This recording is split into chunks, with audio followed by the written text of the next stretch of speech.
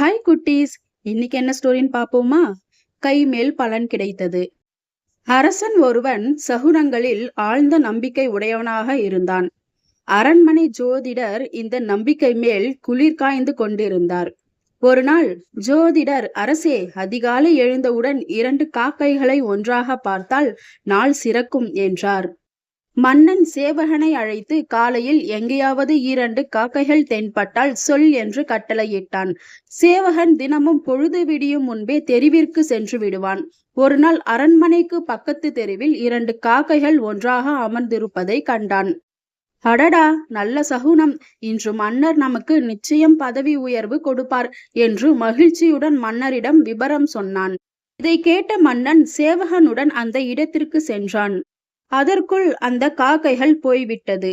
மன்னனுக்கு மூக்கில் மேல் கோபம் வந்துவிட்டது. தளபதியை அழைத்து இந்த பொறுப்பற்ற சேவகனுக்கு 10 சாட்டையடி கொடு என்று உத்தரவிட்டான். சேவகன் சிரிக்க ஆரம்பித்தான். மன்னனுக்கு கோபம் அதிகமானது.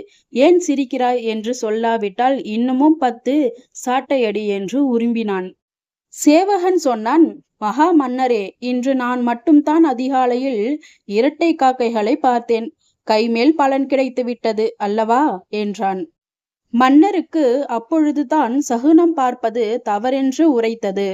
குட்டீஸ், இந்த ஸ்டோரியிலிருந்து என்ன தெரிஞ்சுக்கிட்டீங்க? சகுனம் பார்ப்பதில் ஆழ்ந்த நம்பிக்கை தேவையற்றது. இதே போல சூப்பரான ஸ்டோரிஸ் கேட்கணுமா? அப்ப என்னோட சேனலை சப்ஸ்கிரைப் பண்ணிக்கோங்க. அடுத்த சூப்பரான ஸ்டோரியில சந்திக்கலாம். பாய்.